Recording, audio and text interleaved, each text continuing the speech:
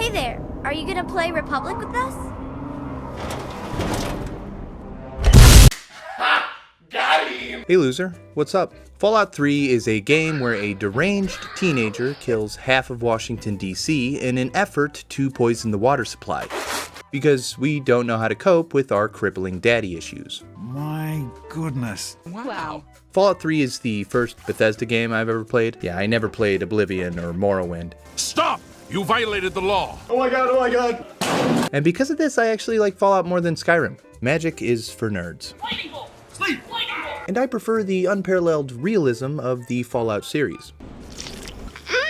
So good and tasty? Fallout 3 takes place in Washington, D.C. shortly after the January 6th riots. And unlike the previous titles, we are now living it in 3D, surrounded by NPCs whose faces look like they're made out of melted plastic. Why do you look like that? I should mention there's like 2 games between Fallout 2 and Fallout 3. I think one of them's called Brotherhood of Steel, the other one's called Tactics. I don't really know, and I don't really care to know because we're not going to play those, at least anytime soon. Maybe one day we'll cover them, but not right now. I'm not really sure how many hours I have in Fallout 3, but it was enough to make my banking password Power Armor 77. 77 being a reference to the year that the Great War occurred. What a fucking loser. Yeah, like I said, magic is for nerds. But yeah, that's still my banking password, so feel free to rob me. I use Chase. Good luck. Most of this game was a trip down memory lane, however, this playthrough is different for a few reasons. First off, I've never played Fallout with a mouse and keyboard. And if you haven't played this game, it has some of the worst shooting mechanics you could possibly imagine. Aiming feels like I'm using one of those like claw arcade machines. You know those things where you like win stuffed animals or tiny commemorative dildos? I'm not kidding about that. I feel like every bar in Austin has a claw machine where you can win like a 3-inch dildo. That's a huge dildo. Come visit. Also, I've never done melee before. So despite the ability to actually aim a gun this time because I'm using mouse and keyboard, we opted for just invading people's personal space. The last and the biggest change was karma. Typically in these games, I make decisions as I would in real life, which leaves me with an overall positive karma score. Carrots. Yeah, that is a brag that I'm a good person. But in this playthrough, not only was I evil, I was overtly evil. Have you heard about Dave, lady? I give up! Hell, half the time I was just stealing useless junk I didn't even need just so I could lower my karma score. Fun to do bad things. But anyways, that was probably way too much intro. Let's just start the game. There's something so nostalgic about this. Even the first time I saw it, I was like, oh, I've been here before. After this, we get a slideshow where once again, Ron Perlman returns to give us some hot exposition. War. You know where I'm going with this. He tells us how war is bad and everyone in the future now has to live in vaults like crab people. And of course, we're one of those crab people. Vault 101 is our home, and much like our vault in Fallout 1, the door was never supposed to open. Once the setup is over, we start the game by literally being born. And our dad is Liam Neeson. I'm your daddy, sweetheart. Daddy. Yeah, I've been called daddy. Now, Liam Neeson is typically a more serious actor, which is strange because in this game he says the most unbelievable shit. I'm so proud of you. Our birth acts as the character creation screen, and I gotta say, this is one of the most creative character creation screens I've ever used. It's not often you get to decide what you'll look like when you're 40 while you're still part way inside of your mother's vagina. I would like to be African American. Once again, I chose to be a woman. I modeled my character after Marilyn Monroe, and the resemblance is uncanny. Absolute sex symbol.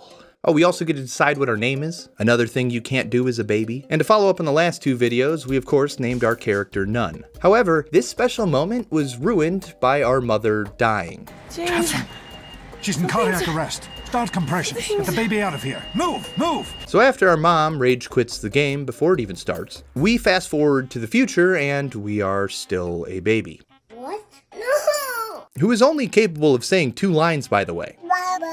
Also, we can't jump, in case you wanted to know if your baby character can jump. As a baby, we get to decide what makes us special. Typically, I make my characters more rounded, but not this time. We are going to have like superhuman strength at the trade-off of having the intelligence of like an average house cat. Dumbass material all the way. Also, in case you're wondering, you don't actually look like a baby, and you're just a tiny little person. After we pick our stats and do a couple other baby things, we once again jump forward in time to the most depressing birthday party imaginable. Like, why the hell is Lady Palmer even there? She looks like she died about 3 months ago. Young people were more polite back in my day. I'll whoop your ass. Also, I never noticed this, but the game will make your dad look like you. We look like aliens wearing like skin suits. But we go around the party being a dick to everyone, because like I said, we are pretty much the evilest person you could possibly imagine, even more so than that guy. But after we go around being super evil, our dad rewards us with a gun that we use to repeatedly shoot his lab partner in the head. Ow! We also push our dad to the edge, and he threatens to kill us. Honey, I brought you into this world. I think you know the rest. We're like 10 years old at this point. Well, a 10-year-old with a bald spot. Yeah, I don't know why. Maybe the character just doesn't render right, but for some reason, we have a bald spot on the top of our head. After a little more gross negligence, we once again time travel to the future, and we're now a teenager, and we're about to take the GOAT. You have to go to class to take your GOAT exam. But if you don't, I will kill you. The GOAT is a job placement test used in the vault to determine, what you're probably going to be best at in this life. So of course, we chose the worst option. And you'd think like we would just get thrown in jail after high school, but no, it turns out we're a marriage counselor. It says here you're going to be the vault's marriage counselor. Yeah, I guess that'll work. I also should note that on the way to the GOAT, there should be this whole dialogue with Amada. Amada's your friend. And Butch, the bully of the vault. But we didn't really talk much. Huh? Hot enough. Give her another one. Yeah, tunnel snakes rule. More like tunnel snakes drool. After our job placement test, we get one last flash forward and the game finally kicks off. Almost. First, we have to escape the vault. It turns out shit hit the fan, our dad went rogue, the guy I shot in the face with the BB gun 8 years before that is now dead, and everyone's in full panic mode. Which means we're getting the fuck out of here. Amada pleads with us not to hurt anyone. I killed her dad. I beat him to death with a baseball bat. He's like the overseer of this vault. He should have had a gun. Very effective for self-defense. We run into her one last time before leaving the vault, and weirdly enough, she's not even mad that we just killed her dad. I guess you were trying to help me. Weird. But after some stupid conversation, we finally get to escape the vault. We get one last chance to change our character before leaving the vault, which there's no way I'm doing anything because we already have achieved perfection. Dumbass. Well, maybe not entirely perfection, because I tagged explosives thinking like, oh, I've never used grenades in Fallout. It might be fun to use explosives. No, that was a stupid fucking idea. Explosives in this game are awful. They're the worst thing ever. There's an explosion in my mouth. Even a simple throw feels like I'm chucking a bouncy ball into a McDonald's playhouse. I have no idea where it's going to end up, but I'm probably going to have to talk to somebody's parents afterward. Holy Toledo, it's like 9/11.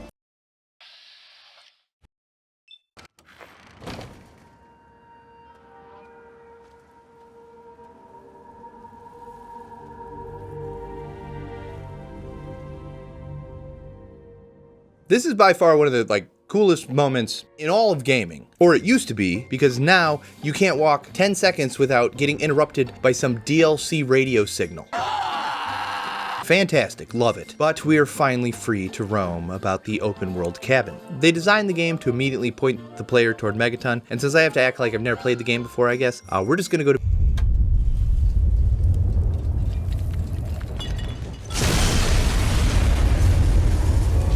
Oh shit, I'm sorry. Did you expect something different? So if you don't know what's going on, I talked to 3 people in Megaton. Actually, no, I didn't even talk to the sheriff. I just silently stared at him. God, I hope you ain't one of those psychotic quiet types. You're dirt. Good luck without me. But then after talking to this guy, I get the option to just blow the city up. And I'd never actually done this and kept playing on that save. But now that we are fully committed to the psychopath lifestyle, it's actually really nice. We get this sweet penthouse apartment with a sick view, and all we had to do is kill a whole town for it. Pretty good trade. However, I will say it does really suck fast travel here. I'm gonna let this just play out in real time. This is what I would have to do every time I fast traveled back home. And I'm complaining about this, and I'm on a PC where loading is damn near instant. This would suck ass on a PS3 as you stare at a loading screen for 5 minutes straight, just so you can stash all the Wonder Glue you found in a locker so you can huff it later. No, not really. I huff the glue while I'm in the elevator. But now that Megaton is gone, I realized I kinda screwed myself, because I missed out on a bunch of XP by not doing missions. Naturally, of course, I returned to the wreckage to see what it looked like now. And somehow, Moira is still alive. Moira is one of the shopkeepers in Megaton, and she's a ghoul now. I told her that I blew up her home, and she agreed with me that explosions are pretty. Yeah, they really are, aren't they? You stupid bitch. Yeah, no, she's a straight up idiot. But after this, I wasn't really quite sure what to do. I'm sure we could just stumble off to the west and wander into an inconspicuous gas station and just kind of skip half the game. But we're not going to do that. Instead, we're going to head over to downtown Washington To take back the White House! because that just makes sense, right? God, I forgot how much I hate the metro tunnels in this game. In a perfect world, it'd have been nice to have most of the DC Metro explorable without loading, but this game came out in like 2002. That's not even close to when it came out. I'll put it on screen. But at that point, they didn't really have the processing power to just have the whole map open like that. This is the same reason that the Vegas Strip is broken up into 3 needless sections divided by large gates. It's because your PlayStation 3 will have a hernia if you force it to think about all of Las Vegas at one time. Eventually, after dicking around and really having no idea where we're going, we find the Brotherhood of Steel. And they're in a little fight with the super mutants. I don't need to explain what those are. If you're watching a Fallout video, you know what they are. I'm an ogre! But following them leads us to the Galaxy News Radio headquarters. Upon getting GNR, a behemoth shows up and we get our first big, memorable boss fight. And it's not very good. It's not. It's pretty mid. Got a nice little ass. The difficulty setting in this game might as well be a sponge meter. Nothing screams realism like having to shoot somebody in the head 30 fucking times. I just can't do it. I can't take this shit no more, man. I think I just played it on normal. I don't remember how I played it actually. I played it a while ago. This video, I'm so lazy. I should have had this video out months ago. But after our sponge bath with the behemoth, we can now enter GNR headquarters, home of the radio DJ Wolfman 3-Dog. He's actually a werewolf. If you read the Fallout Bible, this man is a werewolf. Google it. And this guy fucking hates me. Oh my god, he does not like me. This was funny to me because in every other playthrough, anytime the Vault Dweller was brought up on his radio show, I was praised. Dude straight up had my dick in his dick. But now that I'm an unhinged psychopath that's very addicted to doing crime, he never says anything good about me. You know her, you hate her, how could you not? She's the malignant marauder who oozed out of Vault 101. So we're gonna let 3-Dog go for now, but eventually we'll handle this journalist like Russia would. And since we're leaving the radio station, now seems like as good of a time as any to bring up the radio in this game. Hey, want to listen to some tunes? To me, old music is a staple of the Fallout series. In fact, now, if my wife hears any sort of music that sounds like it was recorded before the 1970s, she calls it Fallout music. Unfortunately, I had to turn the game music way down because, you know, copyright, BS, or whatever. Fallout Radio, 10 out of 10. But back to 3-Dogs, he knows where our dad is, and he had actually recently spoken to him. But before he tells us where our dad went, we need to find him a new satellite dish, so he can further spread his propaganda across the wasteland. But I don't give a shit about any of this because I found a super sledge. And as a melee expert, this weapon is critical to my success as it is by far the best melee weapon in the game. Don't Google that because it's actually not true. It's actually the shish kebab, but I didn't know this, so in my head while I was playing the game, I was like, alright, this is endgame, we're good. Confidence is more important than facts. To get this dish, we make our way through the mall to the Museum of Science and other stuff. Retrieving the dish, we stick it up on the Washington Monument, and quest complete. Radio Man happy. For now. He tells us that our dad went to Rivet City to speak to Dr. Lee. Rivet City is one of the largest settlements in the wasteland, but in my opinion, it sucks ass. The place is awful. It's just a pain to navigate. I mean, there's signs everywhere telling you where to go, but I don't know, I still just hate it. I can't read. Maybe not everybody had this problem, but I always got lost in this fucking hellhole. You know, weird enough, I think my favorite settlement in this entire game was Megaton, but, you know, it's not really a place anymore, so. Well, I guess it's Megaton, or the Republic of Dave, but we'll be talking about those people soon. Before we enter Rivet City, we talk to a homeless man who is begging for water. I need water. Purified water. Purified water. This is foreshadowing. Dr. Lee is one of our dad's friends, I guess, because without even telling her, she knows exactly who we are and that we're James's daughter. You're James's daughter, aren't you? Probably due to our distinguished appearance. Dumbass. And in this conversation, we learn the overall mission of this game, Project Purity. But we're going to call it PP for literally the rest of this video, so it's just got to be this way, man. Which is strange, because this is a very similar main goal to the first game. Because once again, we become like the ultimate water boy, and we're on a quest to provide clean drinking water to the entirety of the wasteland. But not this guy. Because he tried to spoil the story. I guess this is the reason our dad left the vault, as this is his life work. I'm kind of starting to feel like, I don't really fit in my dad's life. It seems like he's more interested. It's literally my dad that just texted me. That's kind of spooky that happened. But anyways, my dad's more interested in playing with his pee-pee than being a good father. But I don't really know. I skipped like 99% of my entire life. But in order to continue this project, he needed some technology that was only found in a vault, way out in the middle of nowhere. I like to make walks, with my legs.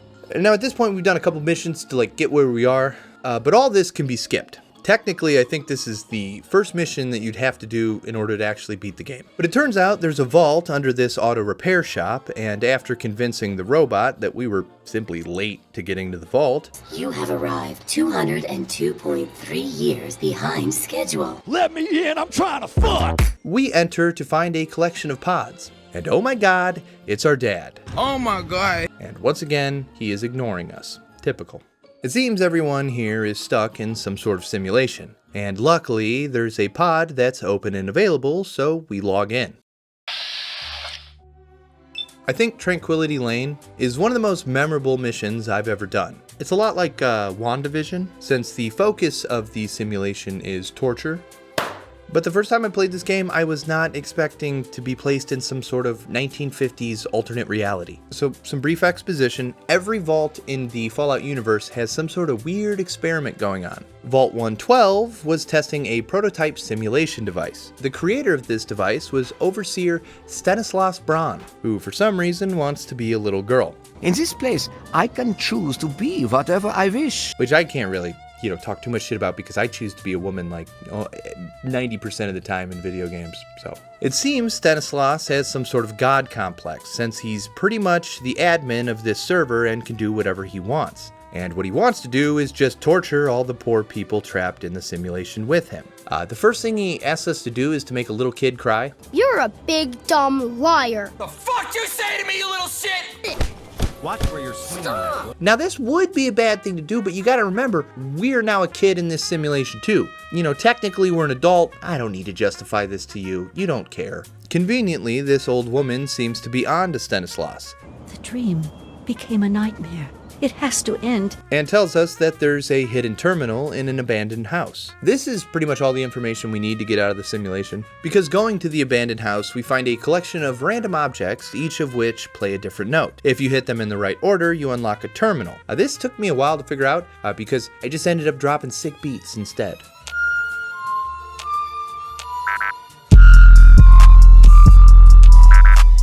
Something of note is that before entering Tranquility Lane, we're able to check all the inhabitants' stress levels. Stressed! It seems that the ones that know they're stuck in a simulation are way more stressed than the other ones. They ask you how you are, and you just have to say that you're fine. Now, we could figure out this code and just get out of here right away, but I kind of just want to hang out with the German Nazi scientist doctor, because he likes doing cool shit, and it seems like we could be good friends. It's fun to do bad things. Like, he wants us to break up a marriage, but unfortunately, killing somebody's off the table. So instead, I just stole another woman's underwear and left it neatly folded on a desk in their dungeon basement. For real, look at this place. Everything else is 1950s picturesque, but this is what their basement looks like. What were you doing in our basement? His wife finds the underwear and freaks out, and I guess they just get divorced. God, I knew it! I knew it! You knew? I guess it's just that easy to get divorced. Next, he wants us to creatively kill some woman in town. So I couldn't just walk up to her and start punching her in the face like I did that kid earlier. I swear, it's so much better than bottled water.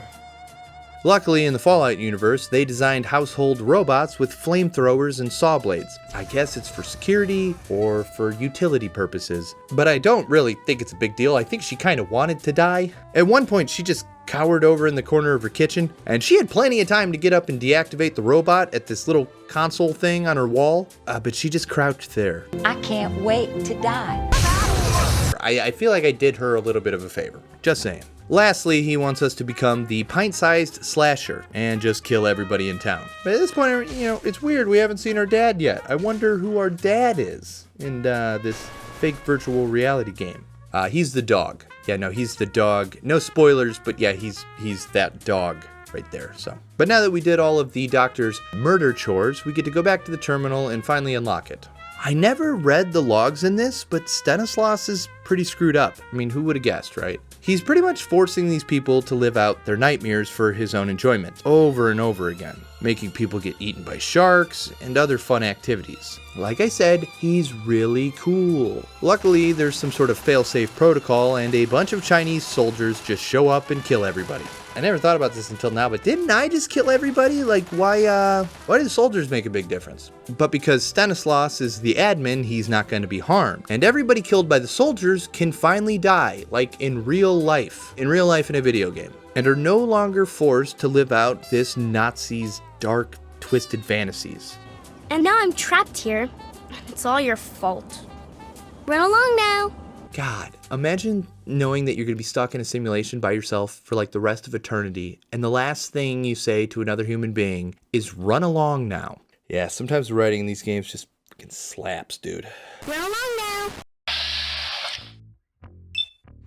What are you doing here? Trying to fuck somebody's wife. Yeah, so we get to exit the simulation and we have a quick chat with our dad. God, he looks like a frog person. And of course, he tells us that all he's thinking about is his pee-pee. Dude literally sprints out of the vault because he's so excited. I love my penis. So every time I've played this mission, I've just fast traveled back to Rivet City. But it turns out that if you walk, your dad will actually follow you. And our dad is a badass, dude. What? The first thing I saw him do was punch a cow to death. I'm better than you are. With his bare hands. This was great father-daughter bonding. We fought dogs together. We fought scorpions together. We actually really didn't talk all that much. We just kind of fought stuff and ran. Maybe we didn't really bond, I guess, now that I think about it. But he did fight a super mutant with a baseball bat, and I just stood there and watched. This shit ain't nothing to me, man. He nearly died, but he did end up winning the fight. And I freed the prisoner.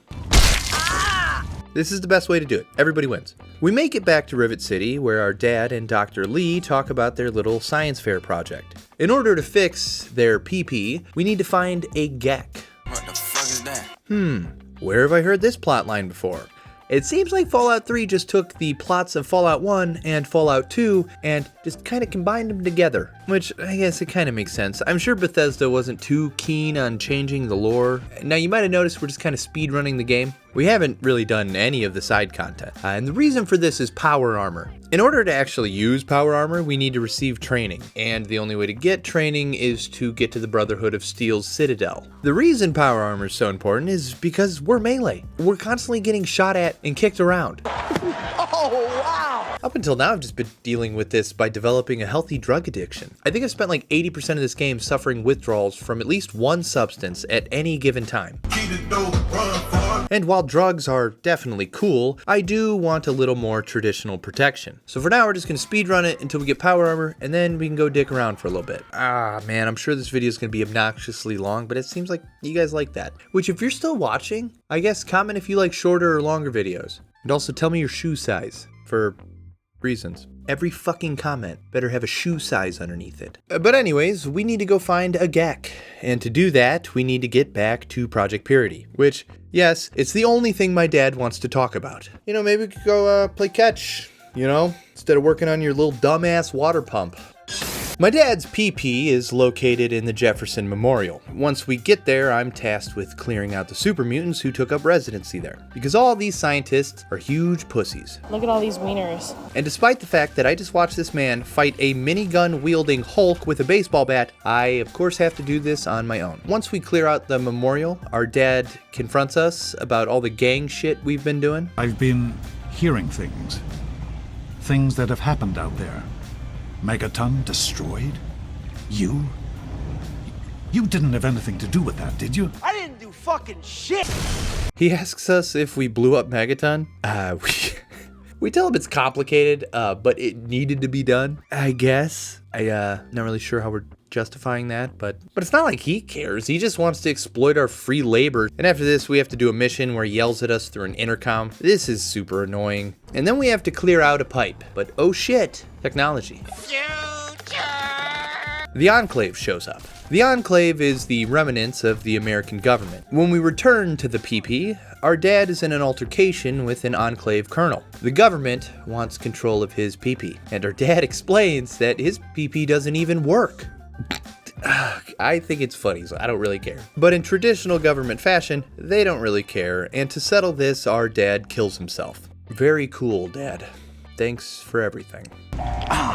Got a nice little ass. But now it's up to us to get all the scientists away from the PP safely over to the Citadel, a large structure that acts as the headquarters for the Brotherhood, where we will finally get our power armor. Powers. This mission isn't that hard. The hardest part about it was dealing with the patented Bethesda bugs. At one point, the game glitched and the characters just stopped following me. Help me out. Go ahead and follow me. Despite the entirety of the tunnel being cleared, they just would not move. After about 30 minutes of pacing back and forth, I finally just Googled it and ended up running a console command to set the quest stage, effectively skipping the glitched part of the game.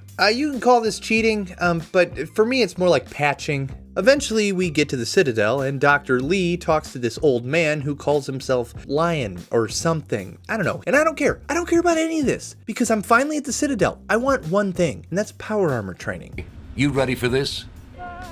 Now look, to wear power armor, first thing you need to do is relax your muscles. Wow, I waited half this fucking game so some guy could tell me to relax my muscles. For some reason, my character just couldn't figure that shit out on their own. I guess I am kind of dumb. Which is another thing. It really sucks that, like, I figured if I would be, like, really stupid in this game, I'd have access to, like, dumb dialogue. You want. But no, it seems like I can communicate effectively with everybody, which is kind of a bummer. But now that I have power armor training, I kind of lost all interest in the actual story. So we're gonna go check out the Wasteland. The true beauty of Fallout isn't in the main story. Most of its best qualities lie in the spaces in between. And we're of course talking about sex content, side content. It's kind of a tragedy that Fallout 3 can be beaten without ever setting foot in the Republic of Dave, where everybody worships a man named Dave. My sister-in-law's dad's name is Dave, and he's a cool guy. But if this sounds like a cult, it's because it is a cult. I'm a boxcar and a jug of wine. Don't let that one go over your head. There's also Paradise Falls. Pretty name, terrible place. Paradise Falls is home to the Slavers. Taste me how to do. Taste me how to do. A faction of people, as you might guess, are in the slave trade. And you know what? I like it here, because I'm kind of treated like royalty. You should have met my daddy. Mainly because everybody knows that I'm an awful, terrible person, so naturally I fit right in. The leader of Paradise Falls is a one Eulogy Jones. I do hope Paradise Falls can accommodate your needs. A regular old cult of personality, and apparently he's into some really kinky shit. Kind of reminds me of Jamie Foxx, which is funny because in this movie, he gets to play the slave owner and not the slave. And it turns out we came in a good time because, of course, we can buy a person here. This is somewhat a tradition at this point for these Fallout videos. It's just not the same if we didn't end up purchasing a human being. So this is Clover, and she is my new wife, partner. Sounds like we're gonna have some fun times, lover. I'm addicted to simping. Friend. And Eulogy thinks she is crazy. Perfect. We're two peas in a pod. Or I guess you could say we're a pee-pee. Peas in a pod. It'll never get old. However, this isn't even the best part. The guard at the front gate gave me a Mesmetron and a couple slave collars. This means I can now go capture people and sell them for money. What's happening? Which is good. I should note that not all NPCs are on the chopping block. Sometimes if you shoot them with the Mesmetron, their head just explodes. And this is a bummer, because I desperately needed to enslave Dave, the cult leader we were just talking about. But he can't be a slave, and this hurts me emotionally. We get a mission to turn a few VIP NPCs into slaves, and one of them lives with us in Tenpenny Tower, which again is good because I hate my neighbors. They're a bunch of rich assholes. You know what? Is that actually? But not me. I'm different. I killed an entire town to live here with the rich people. But they got here because of like their parents' money or something. But yeah, after working for Paradise Falls, we pretty much reserved our place in hell. While stumbling around aimlessly, we come across Vault 92. And Vault 92 is adjacent to Old Olney, which is a place that we're not gonna fucking go to. Because it's full of death claws. And, you know, no way. I'm not doing it. But Vault 92 is boring. The purpose of this vault was to preserve musical talent while also pumping them with subliminal messages, of course, eventually turning everyone violent. But there's a couple random survivors in this vault who I guess have just been living in squalor and eating God knows what while they inbred for the last 200 years. Inbreeded? You know, I've never had to use the word inbreeded in that context, which, you know, probably a good thing. Right? But I found a violin here, and I'm sure someone out there thinks it's cool, because I don't. I don't even know how to play violin. Why the fuck do I care about this thing? But yeah, this vault sucks, which reminds me, I wonder how our vault is doing. We kind of left in the middle of a huge party, and I'm sure everything's a mess now. I think I like misclicked and hit a guard or something, because for some reason, 90% of the NPCs are just aggroing on me. But we do find Amada, and I guess the new overseer is a dick. So we promise her that we'll talk to him and we'll do our best to avoid violence. So we resolve our differences like adults and he agrees to let Amada be the overseer now. And now that she's the boss, she kicks us out of the vault. I'm sorry. You're a hero and you have to leave. Yeah, she says the same thing as the overseer in Fallout 1. Cool, neat little Christmas egg. It's kind of strange though that she's so gung-ho on being overseer. There's like 3 people left in this vault after I killed everybody, but whatever, doesn't matter. Let's go do something else. It's alive! The wasteland is reborn! Shortly after this, I met a wasteland trader that said some crazy shit to me and just kind of died, which sucks, because he would have made a really good slave. Yeah, we're still doing that. We haven't stopped. Out in the wasteland, there's plenty of random, awful monsters. But my least favorite, by far, are the Yaoguai. I am not interested in being around grizzly bears. Which are irradiated man-bear pigs. I'm not mad at Uruguay. Pretty cool country. Here's where it's located on a map, in case you didn't know. You'll learn some more geography. But yeah, rad scorpions aren't that bad to fight, and although deathclaws are a much tougher enemy, they're rare enough to not be that big of an issue. But these fucking demon bears are everywhere, and I hate them. There's also robots. I will say one of the things Fallout 4 did well was the sentry bots. In Fallout 4, they were terrifying, as they should be. They were like European car-sized death tanks. That's a scary thing. And I feel like the same thing could be said about power armor. In the newer Fallouts, it seems more like a machine that you step inside and operate. But in Fallout 3, power armor is just kind of like a heavy coat you just kind of put on. This suit is 3 times too big! Fallout 4 did it better. Tell me I'm wrong. I'll fight you in any parking lot. Another mission we should talk about is the Wasteland Survival Guide. Moira is someone that anyone who's played this game probably knows. She's supposed to be a shop owner in Megaton, but we didn't really talk to her as a normal person, because after the bomb went off, she just kind of turned into a ghoul. Damn, girl, you grew up. Remember that from like the beginning of the video? And since Megaton's gone, she now lives in the underworld with the rest of the ghouls. The underworld is another settlement that we haven't really talked about. It's located off the DC Mall, and it's kind of a cool place to be, because it has the only doctor in this game that I actually trust. Mainly, he just cured my drug addictions over and over again, but anyways, he was a cool guy.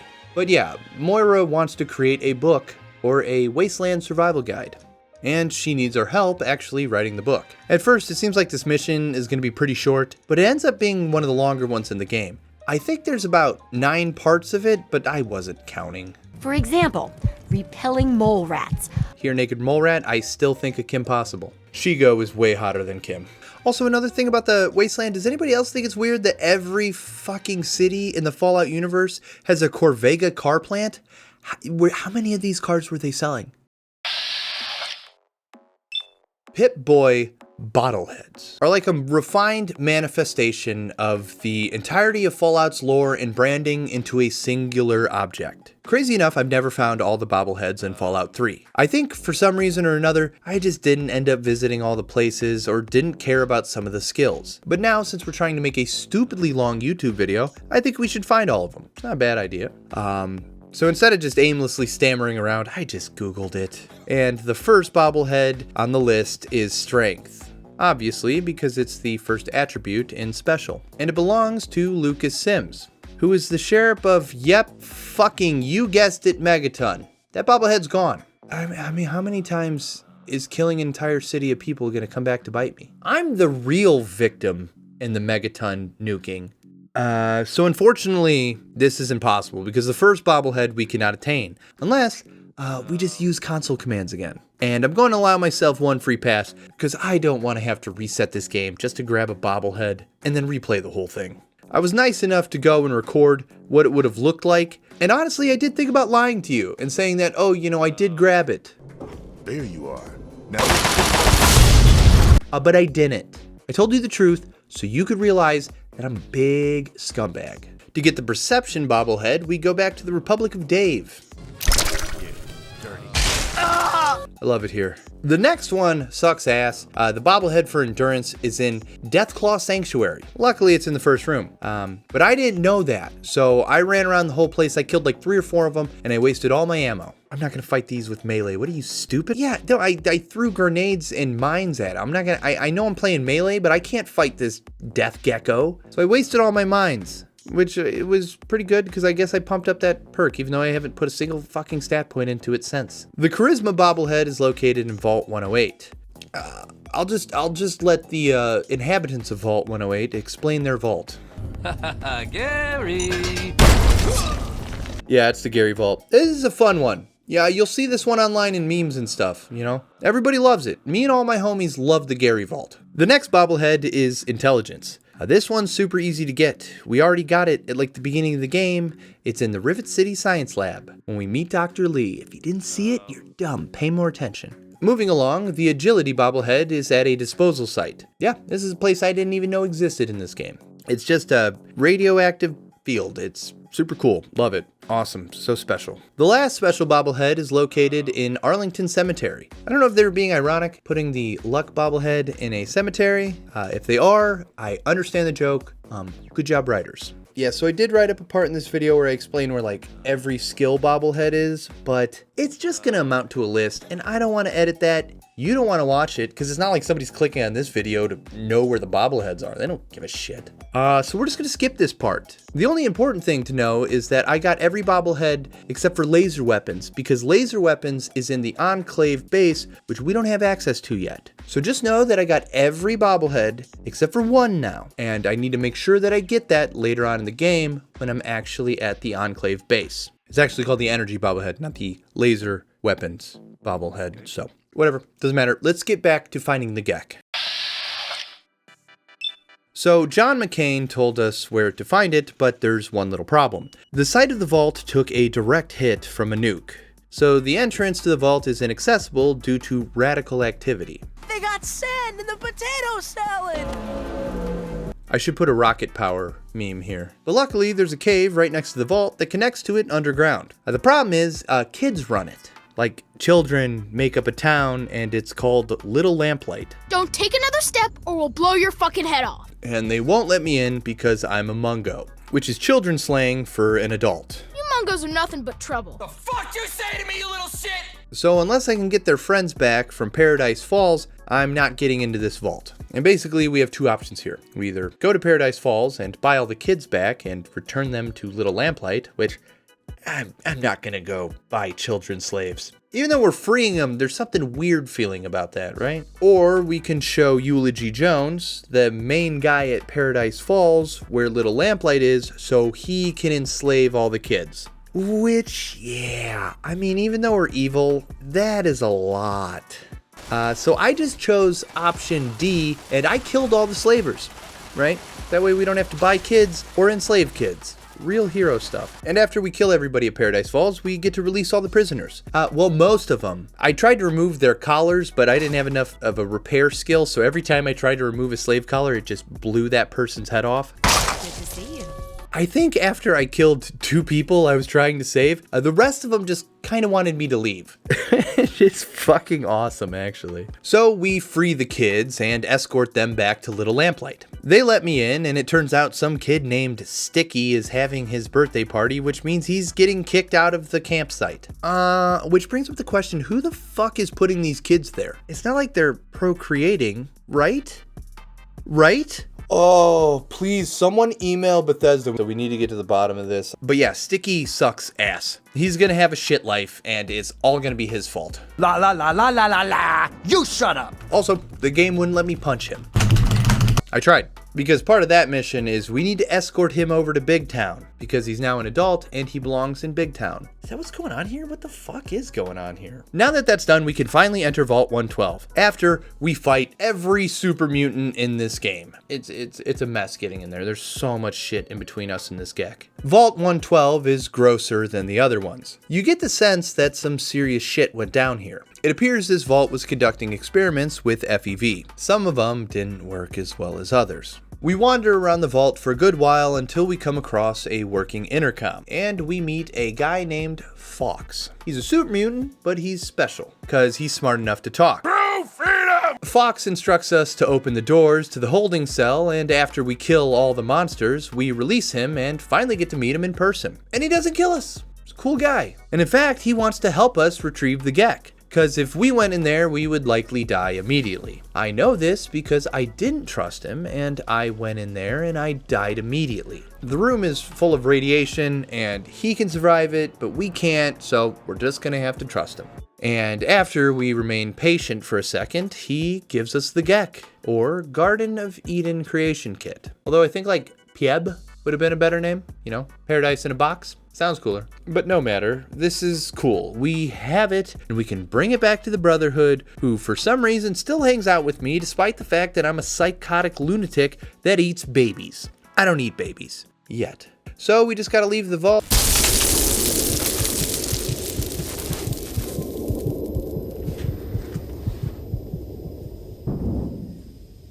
Yeah, of course. We get abducted. What else did you expect? Oh great, this guy's still alive somehow. Yeah, we got kidnapped by the Enclave, who is centuries ahead of everybody else in terms of technology. So we're pretty much fucked. This jerk off wants to kill us, and we're butt naked in some sort of stupid magic tube. And like I said a while ago, magic is for nerds. This guy is a nerd. Luckily, the president wants to meet us, and he gives us all our shit back. But for some reason, I still had to fight his guards. I should have paid more attention. I think it has something to do with the colonel and the president fighting or whatever. It doesn't matter, because once we get to the president, we actually get to go inside of him. I told you I was Marilyn Monroe. That is a good joke on so many levels, but yeah, it's super kinky because I'm saying exactly what you think I'm saying. He's a computer, and we have to crawl up inside him. John Henry Eden. Ah, face to face at last. And this guy's based as fuck. He's like, we don't need no fucking nasty shits screwing up our America. Here, take this vial and use it to poison all the pure non-life forms in the wasteland. That'll teach them to stop being weird. And yeah, I agreed. Of course I did. Leaving the compound is neat because it's robots versus people. Because the president's colonel went rogue, all the people are trying to kill me, but the bots are trying to protect me. They love me. After we get out of the compound, it explodes and we run into Fox, who now has a laser Gatling gun. Straight up badass. And yeah, no, he's actually like the best companion you can get in this game. However, not for me. You have to have a high karma score in order for him to join you. So instead, he just makes some underhanded comment about how I'm a shitty person and we split ways. Damn. He's right. He's right, but I will miss him. But it's far too late for me to find Jesus, so let's get this Gek back to the Brotherhood. But I don't have the Gek. The Enclave stole it. I just have this vial of poison. But that's fine because I'm just not going to tell anybody. Until I get back, and this old dickhead just had to ask. But yeah, the Brotherhood is now gearing up for one final war to stop the American government as they attempt to erect our dad's pee-pee. Which leads us to the final side missions. Okay, I know. We're gonna do the final mission in a second, but for now, I just need to run through some of the better missions of this game because I remember playing them in like middle school or whenever, and I just kind of wanted to relive them, right? First, I had to go get my companions back after getting abducted by the government, which I don't think I ever talked about dog meat. Yeah, but somewhere along the line, I adopted a junkyard dog, so that's a thing. But yeah, there's this old dude who runs a museum out of Rivet City, and he wants us to steal the Declaration of Independence. But I'm not going to put a National Treasure meme here.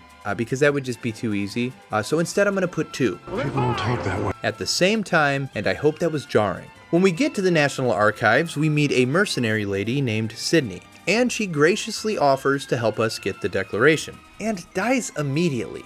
I mean, I totally planned on killing her anyway, so like I wasn't upset about that. I was just upset because I didn't know how to get there now. Oh my god, never mind. I'm an idiot. She didn't lock her PC. Always hit Windows L before stepping away. Bringing dog meat back into this really quick. Don't get me wrong, I love having a dog companion. It's like really cool. But I end up beating the shit out of him all the time. We're both melee, so anytime we're fighting in a hallway, there's like an 80% chance that I'm going to accidentally hit my dog in the face with a hammer. We work our way down into a deep bunker where we find not only the Declaration of Independence, but also the Bill of Rights. We give the old man the Declaration to complete the mission, and he also offers us 100 caps for the Bill of Rights.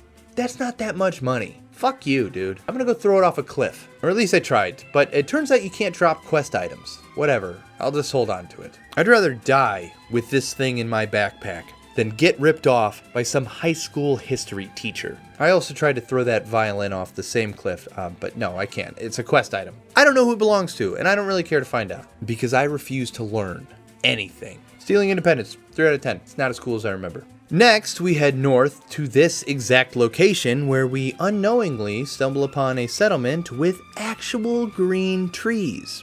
Wow, cool, right? Cool, who would have thought? It's crazy. And it's run by a bunch of weird hippies that make me drink a bunch of tree juice. The tree juice belongs to Harold, their tree god man thing. Oh man. This is the coolest fucking mission ever. If you watch the first 2 Fallout videos I did, you might remember this guy. Yeah, life got kind of stagnant for him. And he's like super depressed, and he just wants to die. Would you please kill me? And there's a couple ways to complete this mission. We can stop his growth using sap. We can accelerate his growth, also using sap. Or we can destroy his heart, effectively killing him. Or we can just burn him alive. We'll just leave that there. I'll give the Oasis mission a solid 10 out of 10. But I will say that 3 of those points come from the fact that I saw an actual UFO on the way to the mission. Checkmate, skeptics. This shit's real. Just listen to Congress. The last mission I wanted to do was the Replicated Man. We have to find a synth. Yes, just like Fallout 4. I'm guessing whoever wrote this mission got a gold star on their report card from Todd Howard because they based the entire next Fallout game off of this concept. So I already knew who the synth was because I'd played it before. And I didn't bother going back and doing the whole mission. I just went to Rivet City Marketplace, found him, and shot him. It's this guy. His name's Harkins. And I'm certain this is the guy because he is not able to die. He's got very thick plot armor. My plan was just to kill him, cut up his body in front of everybody, and prove that he's a synth. You know, like a scientist would. But unfortunately, I guess I'd have to go through the whole song and dance, and I'm not doing that. So, the Replicated Man, 1 out of 10, let me butcher civilians. Is that so much to ask for? But anyways, let's get back to figuring out if the government was able to get my dad's PP working again. Fuck me. God, it's still so funny. So the final mission is mainly just following around the Iron Giant. I didn't really have to do anything. The Brotherhood of Steel has this big robot that just throws nukes at everything, while belting out lines about how communism is really bad. Destroy all communists. Which is kind of crazy they opted to give this thing a loudspeaker and the ability to talk, as if the enemy really needed to hear that their form of government is trash. And what's even more confusing is it's doing it in a language that the enemies wouldn't even understand. Because this thing was built pre-war, it was supposed to be fighting Chinese soldiers before the Great War ever happened. I mean, shouldn't this giant Patriot robot be speaking Chinese? I don't know. I think I'm overthinking this. Let's just get back to the Jefferson Memorial. We kill a few soldiers and finally get to confront Colonel Autumn again. There's no way in hell he's getting back up after that. I'm sure there's some reason he didn't die in our dad's PP the first time he was in it, when our dad killed himself, but surely removing his legs means he won't walk away from this. Now, when I previously played this game, we were forced to go into this tube, and just like our dad, we had to kill ourselves so the rest of the wasteland could get free drinking water. But I guess since then there's been some sort of update, because now I can just force this chick to do it. I literally say, LOL, no way I'm going in there. So that's how it is? So much for chivalry. And it works. she does it. I didn't even thank her. I just walked away and watched through the glass like the coward I am. Oh, but don't worry. I slipped the poison in it before she did it. So all she was doing was poisoning everybody. Big evil winning ending for me. Job well done. And roll credits. Like the Fallouts before, we get a long cutscene where Ron Perlman once again tells us what happens after the game. It seems like he doesn't think we're very cool. And the lone wanderer ultimately surrendered to the vices that had claimed so many others. Selfishness, greed, cruelty. He complains about how we're all evil and stuff, and also calls us a coward for making this guy turn on our dad's pee-pee. Whatever. This guy's name was Clay in Sons of Anarchy. That's a dirt name. You suck dick. Fuck you, dude. Alright, so it's conclusion time. I feel that with every evolution of Fallout, there is a vocal group of fans that hate it for being less Fallout than the previous Fallout. It makes sense. Fallout 4 is not as good as Fallout 3, and Fallout 3 can't hold a candle to Fallout 2, which isn't as good as Fallout 1. I understand why people feel this way. I mean, Fallout 4's dialogue trees were more like vines, just kind of ending in one of two ways regardless of what you say to people. But at the same time, it had some pretty decent graphics, and way better combat than any other Fallout game. Again, that's non-negotiable. I will fight you in any Wendy's parking lot you want. To me, Fallout 3 is pretty good. It does some things better than other Fallout titles, and a few things less. Mainly just combat. Combat sucks in this game. The gunplay is just so bad, there's no way around it. But overall, I think it's a classic. But yeah, I think the last thing we need to do is we need to kill 3 dogs, so here's that. But yeah, thank you for watching the... Oh, fuck, I just realized I never got the last bobblehead. Oh, it was in the Enclave base that blew up. So I'm just gonna cheat. I'm gonna cheat, and I'm gonna enjoy my false sense of victory. And if you don't like it, you can go...